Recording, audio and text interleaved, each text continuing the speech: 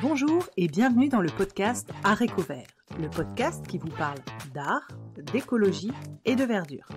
Je suis Pauline Leroux, ingénieure agronome passionnée de plantes et je vous emmène à la découverte de la couleur végétale et de toutes ses applications. Que ce soit dans le textile, l'ameublement, l'artisanat, la décoration et dans d'autres domaines, chaque jeudi et samedi à 7h30, je vous propose des épisodes riches avec des invités passionnants pour approfondir le sujet de la couleur végétale sur toute la chaîne de valeur.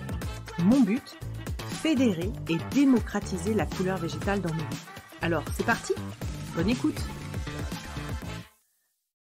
Alors, bonjour à tous, je suis ravie d'accueillir sur le podcast Mathieu Ebessendin. Bonjour Mathieu, est-ce que vous pouvez nous présenter votre parcours qui vous a amené à la filière du chanvre, s'il vous plaît?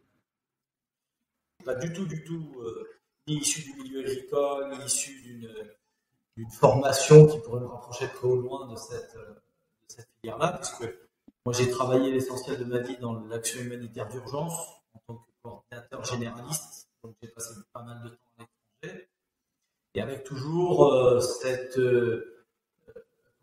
équilibre entre le fait d'être ancré sur ce territoire où j'ai grandi et le fait de travailler à l'international. Et puis, à partir de 2015, j'ai eu des enfants, et avec ma compagne, on a décidé de revenir s'installer dans la maison qu'on a dans le Lot, parce que le fait de vivre à l'étranger avec des enfants, etc., ça nous convenait plus vraiment. Et puis, il y avait aussi cette envie quand même de s'impliquer sur le territoire qui nous a vu grandir et qui potentiellement c'est aussi le territoire sur lequel grandiraient nos enfants, et c'est le cas puisque c'est là qu'ils grandissent. Donc en 2015, en fait, on est rentré et avec des amis, on a décidé de se lancer sur cette idée un peu dans l'air du temps, disons, de relancer de la culture de chanvre sur le territoire du Lot, qui est un territoire sur lequel il y avait beaucoup de chanvre, comme un peu partout d'ailleurs en France et en Europe, c'est pas spécifique au Lot, mais voilà. D'accord, je savais pas.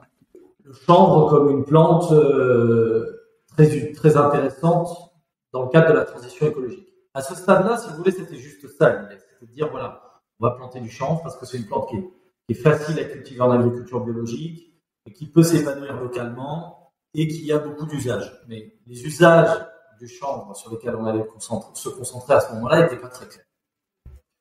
En fait, il se trouve que parmi les fondateurs de Virgocop, il y a un collègue qui s'appelle aussi Mathieu, qui est éco-constructeur, qui utilisait pas mal de chanvre dans les maisons qu'il construit. Et donc, on a eu la possibilité en fait de visiter des usines de transformation de chanvre en isolant. Bon, là, on a mis le pied dans des grosses industries. C'était pas du tout ni notre milieu, ni notre secteur d'activité. Et ça nous a semblé une marche très très haute à cette époque-là. Et là, on a dit non, là vraiment, c'est pas pour nous. Et en plus, il y avait déjà des acteurs qui étaient très bien positionnés sur le sujet. Donc on a dit non, vraiment, ça c'est hors de notre portée. Et puis c'est pas vraiment là qu'on veut aller, quoi. Et puis, de manière générale, Virgocop est un projet qui a été beaucoup une question de rencontre humaine, d'échange de savoir. Et donc, on a rencontré des gens au long de notre parcours qui ont été des gens déterminants pour la suite du projet, et notamment une personne qui s'appelle Pierre Amadieu, qui est une personne importante dans le chanvre en France, qui est vraiment quelqu'un qui connaît très très bien ce sujet, et qui est dans le Lot, et qui nous a en fait, il nous a motivés pour plutôt nous intéresser à l'utilisation textile du chanvre. Et là, il nous a dit, écoutez les gars, là-dessus, il y a vraiment pas grand-chose qui existe. Tout est à faire. C'est un terrain qui est plus vierge. Et voilà. Et je pense qu'il y a quelque chose à faire. Donc, nous, on a un peu suivi cette voie. Et là, on a rencontré, en fait, par le biais d'universités à Toulouse, de quelques acteurs qu'on a rencontrés, etc., dans la région anciennement Midi-Pyrénées et maintenant Occitanie, des acteurs du textile qui ont travaillé notamment sur le chanvre. Et en fait, on a très vite compris que on savait cultiver du chanvre.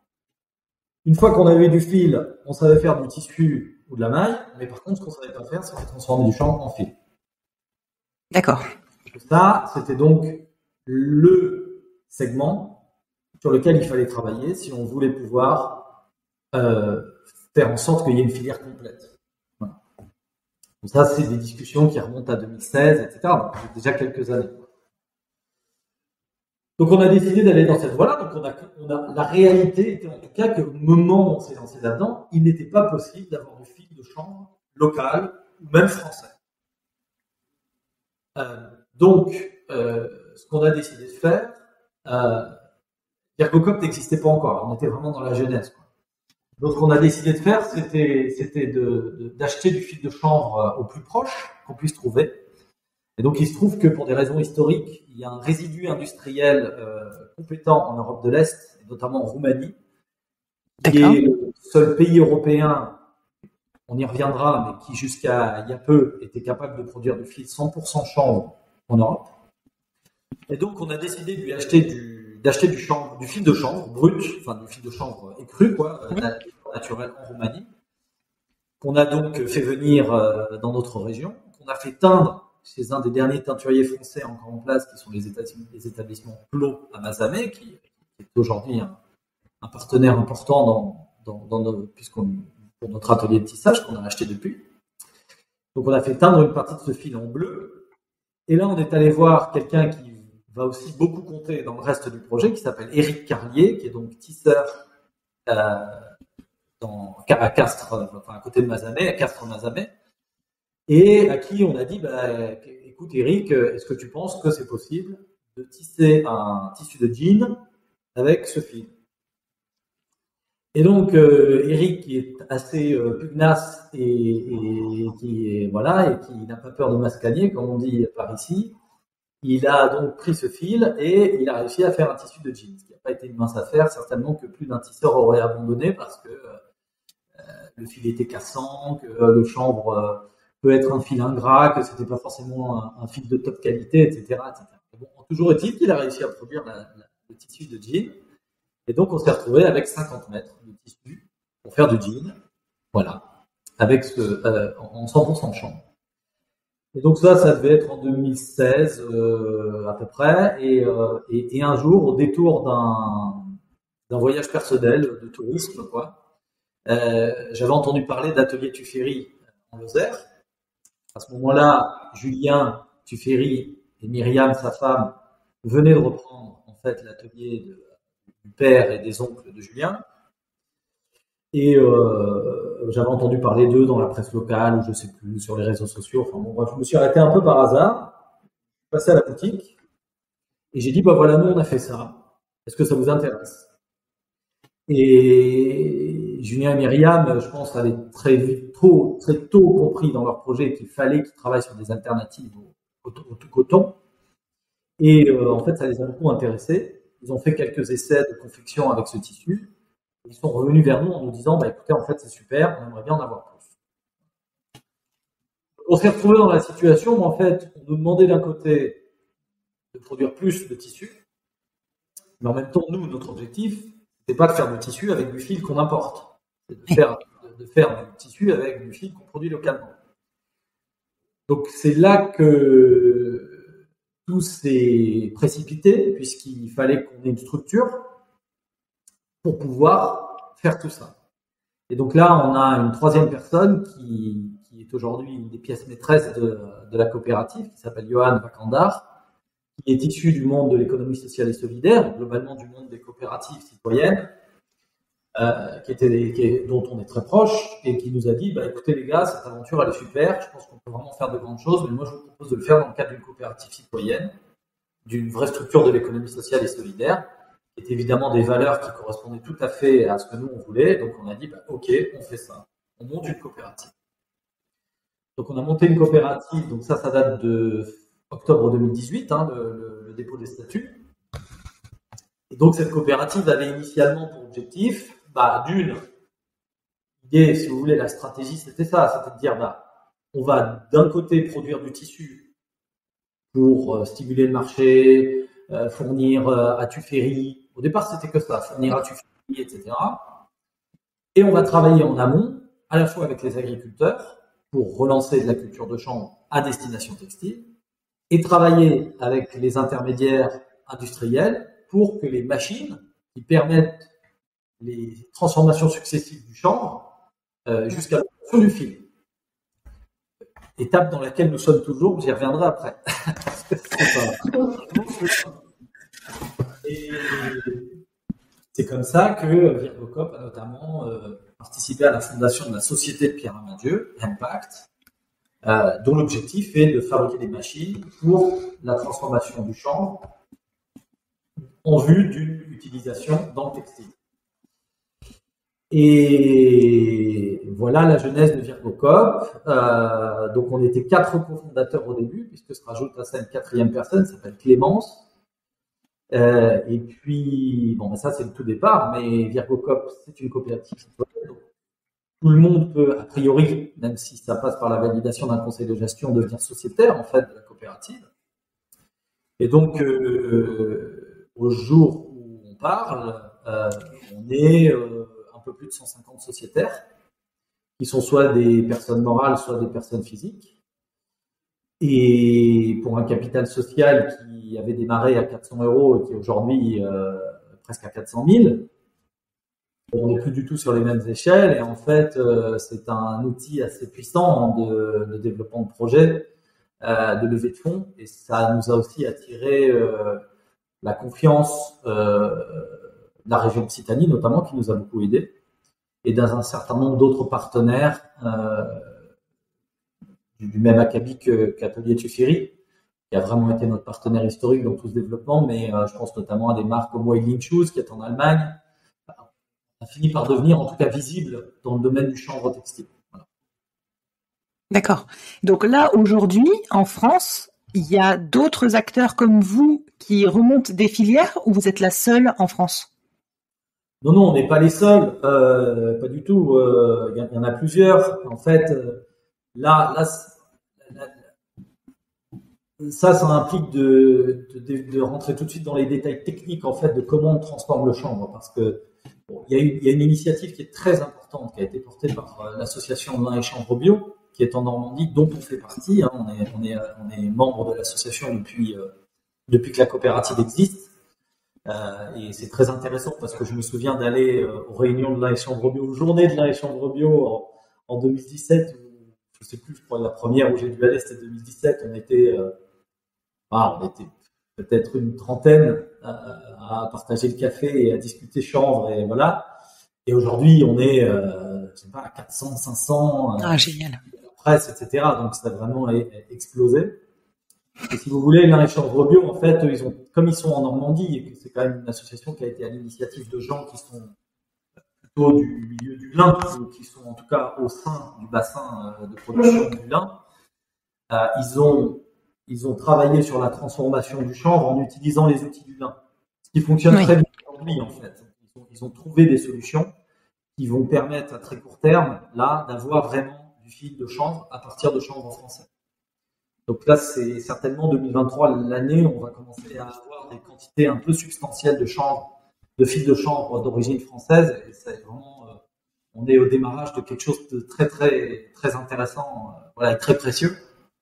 Et là, on peut remercier le travail de l'association Lin et Chanvre Bio, et notamment de Nathalie Revol, qui n'a pas ménagé sa peine pour développer tout ça. Voilà.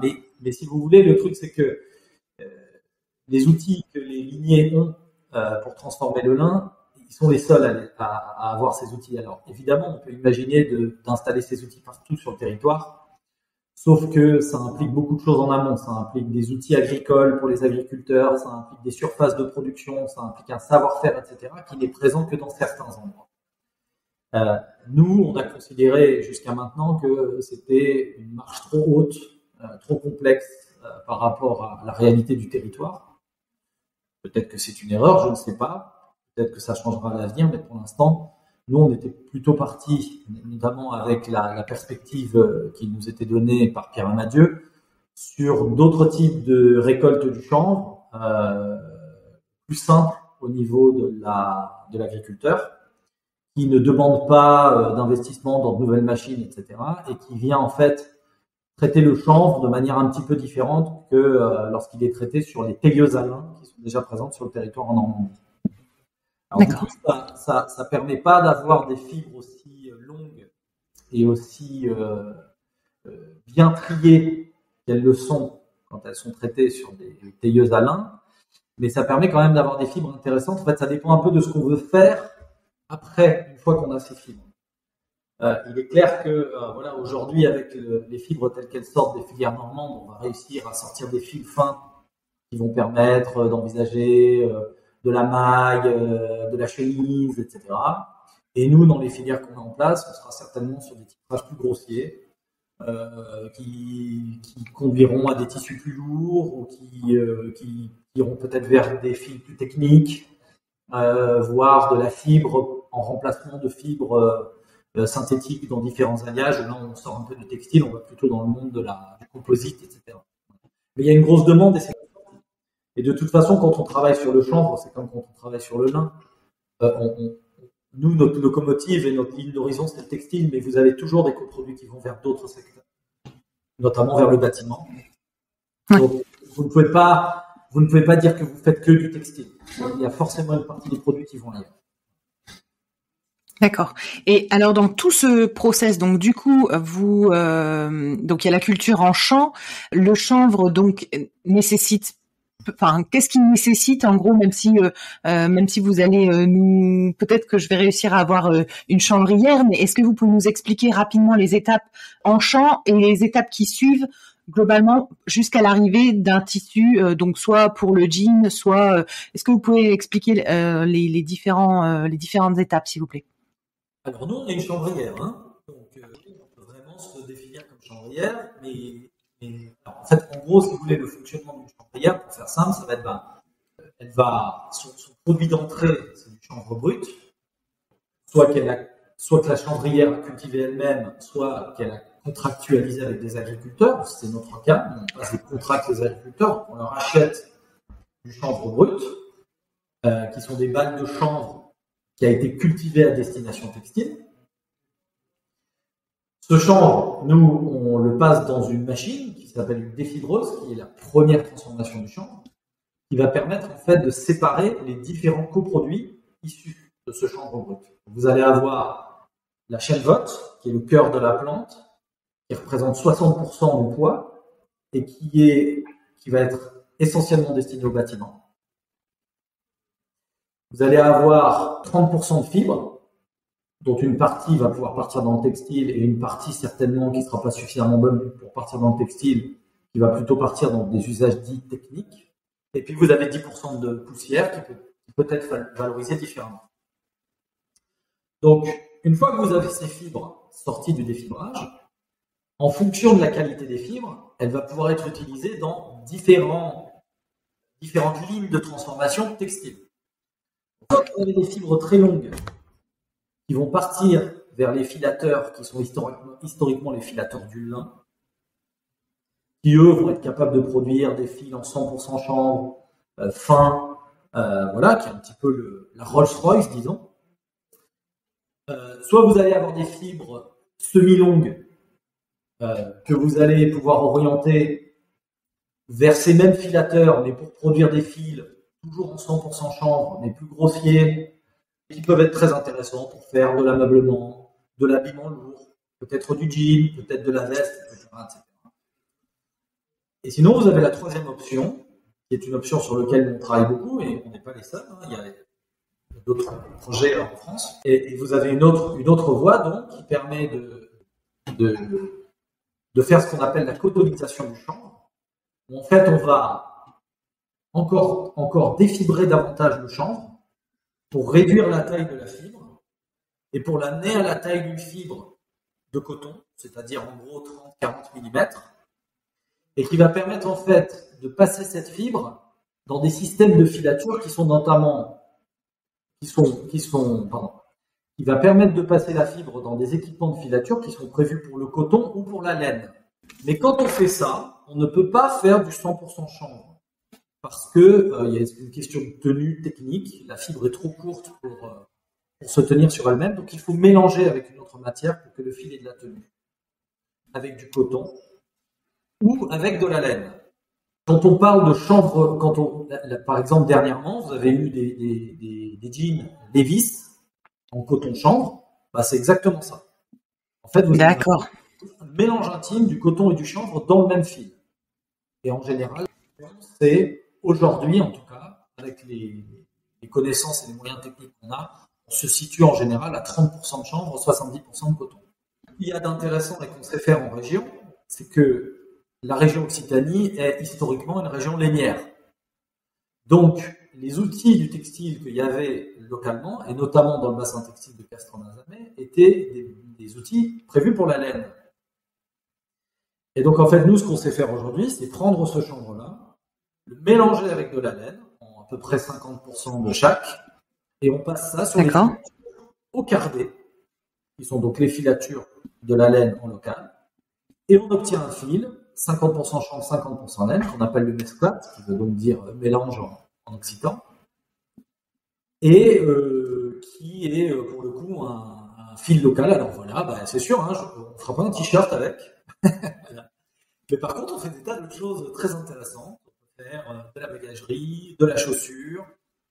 On est en train d'ailleurs, il y a des marques de chaussures qui nous ont pris de ce tissu-là. Je n'en dirai pas davantage pour l'instant, mais qui feront leur pub quand ils souhaiteront la faire. Et qui nous ont pris de ce tissu-là. Et c'est voilà. Donc vous avez une variété en fait d'utilisation du chanvre en filature qui permet aussi plein d'usages différents. Et là, ça va rejoindre, peut-être ça va vous intéresser, parce que sur la question des teintures, c'est assez rigolo, mais comme le chanvre est une matière végétale et donc la laine une matière animale, les teintures ne sont pas les mêmes. Et donc, quand vous teignez du tissu 50% chanvre, 50% laine, vous allez avoir une des deux matières qui prend la teinte et pas l'autre. Et donc, du coup, ça crée des filets, ça crée des effets, etc., qui sont très intéressants. Ah, génial. Ouais, parce que fibres protéiques et fibres cellulosiques, c'est pas les mêmes procédés, même pour les mordançages, la préparation du tissu. Donc, j'imagine que oui, le rendu doit pas être uniforme, et du coup, oui, ça crée des effets, c'est top. Donc, si je comprends bien, parce que moi, ça, c'était une de mes réflexions.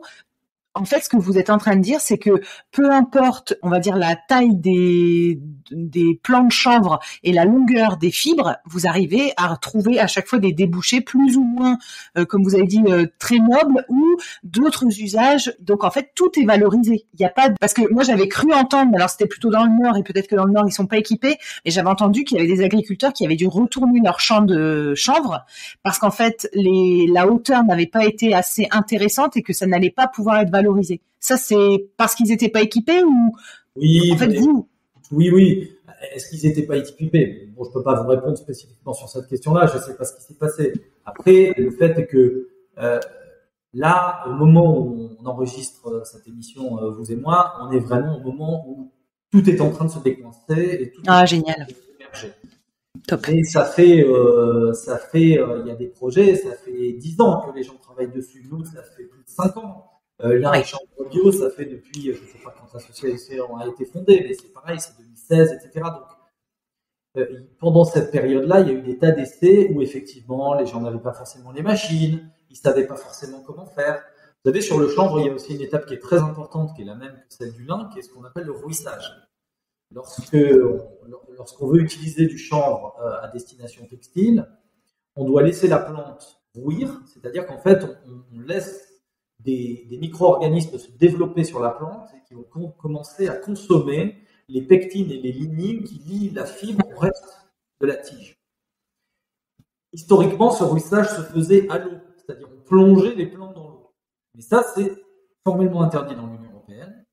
Et pour cause, parce que ça pollue les cours d'eau, parce que, enfin, voilà, historiquement, ça ne sent pas bon, enfin, c'est pas du tout une bonne chose pour l'environnement. Donc maintenant, ce qu'on fait, c'est qu'on laisse les plantes rouir au sol. Et c'est l'action de la chaleur, de l'humidité résiduelle du sol, des pluies qui tombent à la fin de l'été, etc., qui font que le rouissage s'engage. Et la maîtrise du rouissage a un impact direct sur la qualité du fil et donc du tissu derrière. Et l'apprentissage de ce rouissage, c'est quelque chose qui est vraiment un work in progress. C'est-à-dire que tout le monde est en train d'expérimenter ça. Il y a aussi des recherches sur le sujet parce qu'on ne sait pas vraiment quelle est la durée optimale, quel est le degré d'humidité optimal, etc., etc. Les liniers savent très bien le faire pour le lin, mais ils sont en train d'apprendre pour le chanvre. Alors évidemment, leur expérience du lin les aide, Mais c'est pas non plus exactement la même plante. Donc il y a des choses particulières au chanvre que tout le monde est en train d'expérimenter. Bah écoutez, c'est passionnant. Franchement, je découvre plein de choses. Donc, on a fait les différentes étapes, on a fait le processus. J'avais plutôt une question sur les avantages de la matière. Alors, par exemple, si on parle de la matière textile, c'est quoi les avantages du chanvre ou les inconvénients? Quelles sont ses propriétés? Alors, les avantages, bon, moi je dirais que le premier avantage, mais ça c'est en amont du textile, c'est que c'est quand même une matière qu'on peut produire facilement et abondamment en local. Ça, je dirais que c'est quand D'accord. même le grand avantage du chanvre. C'est que c'est une plante qui demande peu de ressources pour pousser, qui représente pas zéro difficulté technique pour l'agriculteur. Enfin, globalement, on n'est pas sur quelque chose d'extrêmement compliqué. Et ça pousse, alors c'est plutôt une culture de plaine et de vallée, hein, c'est pas une culture de plateau calcaire, mais globalement, tu la fais pousser un peu partout. Elle craint peu la sécheresse, donc Ouais, donc, elle a des belles propriétés agronomiques, même pour les sols, je crois que. c'est un très bon précédent pour les autres cultures parce qu'elle est très couvrante, donc elle va éviter le développement des adventices. Et donc, on dit que toute chose étant égale par ailleurs, une céréale derrière un chanvre produit 10% de plus que derrière une autre plante. Ah ouais, Donc, dingue. c'est très intéressant et ça, les agriculteurs, en tout cas ceux avec lesquels on travaille, sont vraiment en train de s'en rendre compte. Et il y en a plein qui nous disent, ah bah moi, derrière le chanvre, j'aime même pas labourer en fait. Parce que la plante, le sol était tellement ouvert et tellement accueillant pour la culture suivante que j'ai pas eu besoin de labourer. Donc Ah, ça, c'est très génial. intéressant. Voilà. Après, Mm. il faut quand même préciser, moi, c'est quelque chose sur lequel j'insiste beaucoup, c'est-à-dire que de la même manière qu'on peut faire du coton très bien, on peut faire du chanvre très mal. Le chanvre, c'est une super plante, mais si on commence à faire du chanvre sans respecter, par exemple, la rotation des cultures, et qu'on va faire le chanvre en année 1, le chanvre en année 2, le chanvre en année 3, eh bien, on va faire ce qui se passe pour toutes les plantes, c'est-à-dire qu'on va épuiser le sol, on va favoriser le développement de maladies, etc. Après, c'est une plante qui, on le sait, qu'elle soit cultivée en agriculture biologique ou conventionnelle, elle a le même rendement. Donc ça, c'est très D'accord. important aussi parce que pour tous les, et d'ailleurs, nous, la plupart des agriculteurs avec lesquels on travaille sont dans cette démarche, sont des agriculteurs qui sont soit déjà en agriculture biologique, soit en conversion vers l'agriculture biologique. Et en fait, le chanvre les intéresse parce que justement, c'est une plante très intéressante en rotation et qui est, entre guillemets, pas compliqué à produire en agriculture biologique. Donc pour eux, c'est un bon débouché. Donc Donc voilà. ça, c'est ses avantages dans la production et les avantages derrière. Donc ça peut être sur le tissu, ça peut être sur le bâtiment. Quels autres avantages a le chanvre? Alors, niveau textile, le chanvre, il est intéressant parce qu'un peu de la même manière que la laine, c'est un très bon thermorégulateur. Donc en gros, il va vous tenir au frais l'été et vous tenir au chaud l'hiver. C'est notamment et ça, c'est quelque chose qu'on retrouve dans le bâtiment, mais le chanvre régule très bien le niveau d'hygrométrie. Et donc, du coup, l'humidité va être, du coup, ça a un impact direct sur la sensation de chaud ou de froid. Donc ça, c'est très intéressant. C'est une fibre quand même assez robuste, donc qui est solide. Maintenant, la solidité du tissu est intimement liée à la solidité du fil, qui lui-même est intimement lié à la qualité de la fibre au départ. Et donc, si vous avez un bon chanvre fin avec des fibres fines, longues, etc., qui vous permet d'avoir un bon fil, alors derrière, vous avez un tissu très solide. Mais si vous êtes parti avec des fibres légères et que vous avez un fil de qualité moyenne, etc., vous n'allez pas forcément avoir un tissu qui va être exceptionnel en termes de solidité par rapport à d'autres. Mais du coup, ça, c'est justement un travail sur lequel on doit tous se pencher, c'est la qualité du chanvre et de l'ensemble de la transformation. Après, je dirais que d'un point de vue textile, c'est probablement des propriétés assez similaires à celles du lin. Alors après, ça pose quelques... Quand on tisse, c'est plus capricieux que lorsqu'on tisse du polyester. Ça, il n'y a pas de doute. Voilà. C'est des matières naturelles, donc il y a des années c'est mieux, il y a des années c'est moins bien, la couleur n'est pas exactement la même, peut-être qu'on tisse moins vite, peut-être que ça va être plus compliqué d'utiliser des métiers AGDR qui tapent à 1000 coups minutes, et on va peut-être revenir à des métiers qui travaillent moins vite, voilà, il y a un certain nombre de choses comme ça. Mais cela dit, moi ça me permet quand même de glisser là-dedans, ce qui est mon avis, notamment après toutes ces années passées sur le sujet, c'est que le chanvre c'est très intéressant dans le textile et pour la transition écologique, mais tout ne reposera pas sur le chanvre. Moi, je crois que la solution, si tant est qu'il y en ait une, à l'amélioration écologique du secteur textile, ça va venir d'un bouquet de solutions, un peu comme dans la question énergétique. Et donc, Le coton continuera à remplir des fonctions. Le lin continuera à remplir des fonctions. Le chanvre remplira certaines fonctions. Peut-être les viscoses en rempliront d'autres. Le recyclage, évidemment, doit rester la clé de voûte de tout, quoi. Moins produire, voilà. Et donc, ça dépendra un peu de ce qu'on veut faire avec, en fait. Et le chanvre sera certainement une super plante pour l'ameublement ou les tissus lourds, voilà. Est-ce que c'est la bonne fibre pour faire du t-shirt? Je sais pas. Je me pose la question. Mais ça fait partie d'une des solutions. Voilà, mais ça fait partie d'une des solutions. Du coup, maintenant, j'aimerais bien parler de vos partenaires. Donc, vous avez un peu glissé des noms, etc. Ma question, c'est, donc je vois bien qu'il y a un vrai réseau via le fait d'avoir fait une coopérative. Du coup, il y a un vrai réseau, il y a un vrai maillage. Ça se passe comment avec les autres bassins de culture du lin, du chanvre? Est-ce qu'il y a justement aussi une cohésion un peu plus haut via l'association lin et chanvre? Est-ce que vous avez des usines ou des industries qui sont plus à vous ouvrir les portes et du coup ça fait naturellement des débouchés? Comment ça se passe avec les autres acteurs de toute la chaîne de valeur? Qui sont-ils? Ce qu'ils font? Est-ce que vous pouvez raconter un petit peu cette partie un peu partenaire? Alors bon, c'est vrai que comme souvent dans tous les secteurs, c'est un petit monde, donc tout le monde finit par se croiser, se rencontrer et se connaître. Moi, je dirais que ça dépend un peu. Il y a des acteurs qui sont très ouverts, très coopératifs, et d'autres qui le sont beaucoup moins. Donc évidemment, je ne nommerai personne ici. Ce qui est sûr, c'est qu'il y a des initiatives comme celle de lin et chanvre bio qui sont vraiment, pour le coup, extrêmement ouvertes, extrêmement coopératives et qui ont permis de donner un coup d'accélérateur très fort à l'émergence du chanvre textile, principalement en Normandie, mais plus globalement, comme il y a des acteurs de toute la France qui s'y retrouvent en France de manière générale. Nous, c'est aussi l'ambition qu'on se donne en région. ErgoCop, c'est un projet très ouvert et on partage volontiers les informations qu'on a à n'importe quel niveau. Après, il y a des interprofessionnels en France qui travaillent aussi de plus en plus sur le sujet, notamment Interchanvre, dont on fait partie. On est membre d'Interchanvre. En fait, on est membre d'Interchanvre de facto quand on achète des semences de chanvre en France. Donc, on est membre.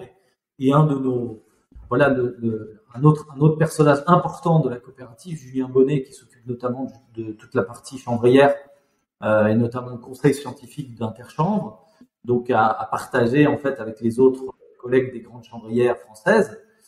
Mais là-dessus, je dirais que en fait la France a la particularité d'être le pays du chanvre en Europe. Ah, génial, ça je savais pas. Ok. Ça, c'est un héritage historique qui date de décisions politiques fortes qui ont été prises à la sortie de la Seconde Guerre mondiale par les gouvernements français.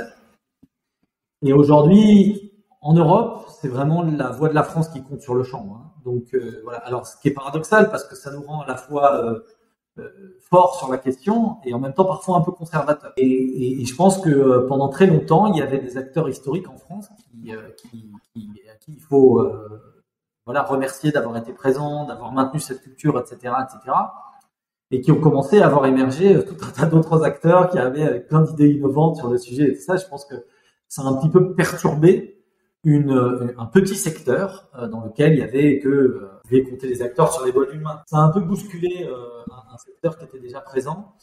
Et je pense que ça, c'est intéressant parce que c'est ce qui est en train de se passer. Il y a des nouveaux acteurs qui échangent avec les anciens. Alors parfois il y a un peu des chocs des cultures, parfois on ne s'entend pas toujours, mais tout ça me semble très fécond. Et le fait qu'une coopérative comme ErgoCop, qui est quand même un acteur nouveau, et puis sans doute un petit peu un ovni même dans le monde, dans un monde qui était occupé plus par des coopératives agricoles plus classiques, le fait que on ait une voix au chapitre, qu'on soit assis à la table, qu'on discute avec l'ensemble de ces gens, etc., est le signe que oui, il y a une ouverture, il y a une possibilité de coopération et tout ça. Ouais, et puis il y a une nouvelle vague. Il y a une nouvelle vague qui arrive. Ouais. Voilà, c'est ça. Et puis, comme on a coutume de dire dans ce secteur, si vous voulez, c'est vrai que le chanvre, on n'est même pas capable de mesurer qu'est-ce que ça représente dans le monde du textile, tellement c'est infinitésimal. Pas 0,1% du textile mondial. Enfin, je veux dire, c'est inchiffrable tellement c'est petit. Donc, on peut pas dire qu'il y a vraiment une concurrence, c'est-à-dire qu'en fait, il y a de la place. Il y a de la place pour beaucoup d'acteurs. Et donc, je pense qu'on n'en est pas du tout, au moment où on parle, à se tirer la bourre. Pour l'instant, en tout cas, j'ai envie de dire qu'on est plutôt dans quelque chose d'assez d'assez bienveillant, d'assez ouvert et d'assez coopératif. Voilà. Ça empêche des fois, je ne veux pas non plus dépeindre un monde angélique, hein, il y a des choses, il y a des désaccords, il peut y avoir des Comme dans tous les milieux, comme dans toutes les filières. Moi, pour être plutôt sur les filières agricoles, c'est la même chose. Et comme vous dites, ce qui est en train d'arriver, c'est qu'il y a un renouveau avec une nouvelle génération. Il y a des nouvelles entreprises qui arrivent, et du coup, forcément, il y a un choc des pratiques ou même des objectifs. Et ce qui est intéressant dans ce que vous dites, et j'en fais un micro parallèle avec la couleur végétale, c'est que en fait, ce que j'entends, que ce soit des acteurs de la laine, que ce soit des acteurs du lin, le chanvre, vous aujourd'hui, et même sur tout ce qui est, comment on va dire, la teinture végétale, et ben j'ai vraiment l'impression que déjà tout est intimement lié, c'est sûr, mais qu'il y a vraiment comme vous dites, vous m'avez dit 2023, c'est l'année où on va avoir les premières sorties de tels produits. Ben, c'est ce qu'on me dit partout. On me dit que là, ça y est, c'est en train, il y a de la demande, des marques s'intéressent, etc. Et cette effervescence, je pense qu'en fait, il faut continuer à en parler et surtout à bien faire le lien. Et moi, c'est pour ça que je voulais absolument ouvrir le podcast à des fibres, que ce soit les fibres végétales ou des fibres animales, mais pour montrer qu'en fait, si le chanvre, comme vous dites, c'est insignifiant par rapport au textile mondial, c'est pareil pour la couleur naturelle aujourd'hui. Mais en fait, les deux sont intimement liés parce que la couleur naturelle prend essentiellement sur les fibres naturelles. Et donc, en fait, moi, ce que je veux vraiment accentuer aujourd'hui, c'est le fait que c'est intimement lié et que votre progression et l'effervescence qui se passe sur le chanvre, et ben en fait, elle bénéficiera également à la couleur végétale. Et ça, je trouve ça top. Et c'est pour ça que je suis contente de ce que vous êtes en train de... Ça se sent dans vos propos que c'est vraiment en train de démarrer et ça fait hyper plaisir, quoi. Juste, vous avez parlé donc Interchanvre, l'association Lin et Chanvre. Est-ce qu'il y a d'autres acteurs qui mobilisent un peu aussi sur le chanvre, le lin, les fibres Moi, je dirais que peut-être dans la foulée de ce que vous avez dit, c'est clair qu'il se passe quelque chose. Et je veux dire, comme disait l'autre, on est tous debout sur des épaules de géants. Et même si à un moment on a peut-être eu le culot de monter une structure et de se lancer dans des projets, etc. On l'a fait aussi parce que avant nous, il y a des gens qui, voilà, ou parce qu'il y a un contexte qui est favorable et on sent bien qu'il est favorable. Et donc, je pense qu'aujourd'hui, tout cet engouement pour le Made in France, la relocalisation industrielle, le fait de rendre le secteur textile plus vertueux, et aujourd'hui, en plus, toute la réglementation qui va s'appliquer, parce que ça n'est plus seulement qu'une question de mouvement, disons, de société. C'est aussi une question de réglementation. La loi APEC qui va s'appliquer au secteur textile est assez drastique. Du coup, il va bien falloir qu'il y ait des solutions qui soient là. Et donc, d'une certaine manière, tout cet écosystème est une forme d'écosystème partenaire. Je parlais d'ateliers.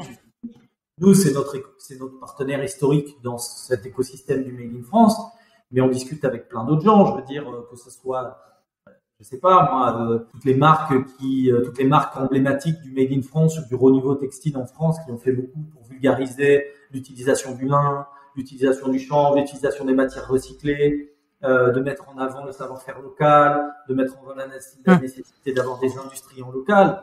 Enfin bon, il y a plein de marques, donc c'est rien que je les cite spécifiquement, mais tous ces gens-là sont des partenaires, sont des gens qu'on croise régulièrement sur les salons, etc., qui s'intéressent à ce qu'on fait. Certains sont sociétaires, certains nous achètent du tissu, puisque maintenant, nous, on a aussi racheté un atelier de tissage qui avait fermé. Donc, il s'agissait aussi de s'impliquer sur le maintien des outils sur le territoire et sur le fait de pouvoir former des gens à utiliser ce type d'outils. Et donc, tout ça, ce sont des partenaires. Ce sont des partenaires avec qui on a des relations plus ou moins proches, mais moi, je veux croire, peut-être de manière un peu candide, que c'est vraiment tous ensemble, en fait, que ça va fonctionner. Donc, moi, je pense qu'il faut vraiment appuyer sur cette question de la coopération. Et on est à un moment porteur. Peut-être que là-dedans, là où on est un peu au milieu du gué, et où, effectivement, il y a des questions qui s'imposent à nous, des questions assez de fond, c'est la question du coût. Parce que forcément, quand on produit en France, quand on veut à la fois correctement rémunérer l'ensemble des acteurs de la chaîne, que ce soit les agriculteurs, les salariés dans les industries, etc., enfin voilà, bien en sortie, on a, oui, des tissus qui sont plus chers. Donc, c'est parfois difficile pour les marques parce que ça les oblige à vendre des vêtements plus chers au consommateur final. Donc, qui est le consommateur final? Est-ce qu'on va pouvoir réussir à réduire les coûts de manière à ce que il y ait plus de gens qui puissent acheter ces produits, ou est-ce que la question c'est plutôt acheter moins mais acheter mieux? Mais est-ce que c'est possible pour tout le monde? Certainement pas. Donc, comment on fait pour résoudre collectivement cette équation? Alors ça, c'est pas Jacob toute seule dans son coin qui va pouvoir résoudre cette équation. C'est une équation globale, mais on est clairement un peu au milieu du gué. On est dans un moment un peu schizophrène. Vous avez à la fois un engouement absolument fou pour le Made in France avec un salon qui ne désemplit pas chaque année, et en même temps, une boîte comme Shein n'a jamais fait autant de chiffre d'affaires en France que maintenant. Donc c'est bien c'est totalement schizophrénique. En fait, pour cette filière chanvre, qu'est-ce que vous espérez là dans les années à venir sur cette filière? Moi, ce que j'espère, c'est que on soit capable en France et en Europe de... Quand je dis en Europe, je le dis de manière un peu volontaire parce que je me suis rendu compte au fil du temps que je pense qu'il est beaucoup plus... il me semble beaucoup plus juste et judicieux de penser les filières plutôt à l'échelle européenne qu'à l'échelle française, parce qu'il y a des savoir-faire qui sont présents sur certains territoires. Je sais pas, nous on est proche de la Catalogne par exemple, vous avez un très gros bassin textile où il y a des savoir-faire qui sont nos voisins et avec lesquels on peut travailler et qui font des choses très bien. Donc après, la question, à mon avis, c'est que je ne pense pas aujourd'hui sur des process industriels qu'on soit en mesure de reproduire tous les savoir-faire sur tous les territoires. D'accord. Je pense à la chaussure, par exemple. Aujourd'hui, les gens font faire leurs chaussures au Portugal. Voilà. Donc effectivement, les coûts de production sont moindres au Portugal, mais quand même, on reste au sein de l'Union européenne, donc avec, je l'espère en tout cas, un certain nombre de protections, sans doute à améliorer, mais qui sont existantes pour les travailleurs, et ils ont un vrai savoir-faire. C'est pas juste une question de coût, c'est-à-dire qu'ils savent faire. Donc, est-ce que demain, on va créer un bassin de production de la chaussure qui permet d'avoir un tel niveau d'excellence que celui du Portugal? Peut-être, hein, tout est possible, mais je dois dire qu'aujourd'hui, moi, je crois beaucoup à cet échelon européen. Surtout qu'on se rend compte que le transport, quand il est bien organisé, c'est pas là qu'il y a le plus d'impact, en fait, écologique, hein, sur le textile. C'est pas le transport. Donc, ça va être plutôt les sources d'énergie, les usines de transformation. Voilà. Donc, si on doit faire des efforts, c'est pas tellement, il faut voir où on fait les efforts. Et du coup, donc pas vouloir forcément faire du Made in France pour faire du Made in France. C'est plutôt réfléchir à ce qui est déjà présent, les savoir-faire, les équipements, et profiter en fait des pays voisins pour organiser un réseau un peu plus large, en fait, c'est ça? Voilà. Oui, moi je crois beaucoup à ça. Après, le Made in France a beaucoup de vertus et ça permet aussi de mettre la lumière sur nos savoir-faire, etc. C'est très bien. Hein, c'est pas... Mais disons que mon souhait, disons, c'est plutôt qu'on travaille justement sur ces filières européennes vertueuses. Bon, après, moi, je suis personnellement assez pro-européen, donc évidemment, ça vient aussi. Très bien. Voilà. C'est pas vraiment le sujet, mais certainement que je suis un peu pas très objectif sur la question. Voilà. Mon souhait pour le chanvre, c'est que justement, on a la chance, peut-être avec le chanvre, comme c'est une filière en renaissance, de faire en sorte que cette filière ne tombe pas dans les écueils d'autres filières textiles qui se sont retrouvées très vite mondialisées et soumises aux marchés mondiaux. C'est le cas du coton, c'est le cas du lin aussi dans une certaine mesure. Ça a été le cas de la laine. C'est bien pour ça que la laine s'est totalement effondrée en France et qu'elle n'a plus aucune valeur. Et avec le chanvre, on a la possibilité d'essayer d'échapper à ça. Maintenant, est-ce que c'est possible? Est-ce que c'est un vœu pieux? Le problème, c'est que chasser le naturel, il revient au galop. C'est-à-dire que, oui, on va faire du chanvre, et puis dès que il y a des marchands qui vont venir de l'autre bout du monde et qui vont dire, mais moi, je vous l'achète 20% plus cher que votre voisin. Est-ce qu'on dira oui? Est-ce qu'on dira non? Bon, ça, on verra bien comment les acteurs se comportent, mais moi, je pense que c'est ça que je souhaite pour le chanvre aujourd'hui, c'est que, voilà, de nouveau, on peut faire du chanvre et exploiter son prochain. Et ben, moi, je souhaite qu'effectivement, on fasse du chanvre, mais qu'on en profite pour pas exploiter son prochain. Que ce soit une plante qui nous permette de faire les choses bien et pour la nature et pour les hommes. À qui vous aimeriez que j'aille proposer le micro, sachant que je vais essayer, comme je fais pour la couleur naturelle, de partir de la terre jusqu'au produit fini. Est-ce que vous avez des idées et des contacts que vous pensez sympa de me proposer? L'association d'un chanvre bio, ça c'est clair que franchement, je pense que c'est vraiment un très bon interlocuteur, et notamment Nathalie Revol, qui a vraiment, je le répète, a fait un travail assez exceptionnel, carrément exceptionnel même au sein de l'association pour porter l'ensemble de la filière chambre textile. L'interprofessionnelle, la directrice d'Interchambre, Nathalie Fichot, qui je pense a beaucoup de choses à dire sur le sujet aussi. Le président d'Interchambre, Franck Barbier, qui est aussi à la tête d'une chanvrière qui s'appelle Planète Chanvre, qui est en région parisienne, qui a notamment fourni du chanvre cotonisé, qui a été utilisé dans certains produits de marque Made in France. Donc ça, je pense que c'est des gens intéressants avec qui échanger. Ouais. Ça, c'est sûr. Je vous invite à me rejoindre sur ma page Instagram Arécovert, ARTECOVERT, pour y découvrir le nom des prochains invités. Je me permets de vous rappeler que la seule manière de soutenir ce podcast est de le noter et le commenter sur la plateforme d'écoute de votre choix. C'est ainsi qu'on arrivera à faire porter la voix de ces passionnés de la couleur végétale. Merci à tous!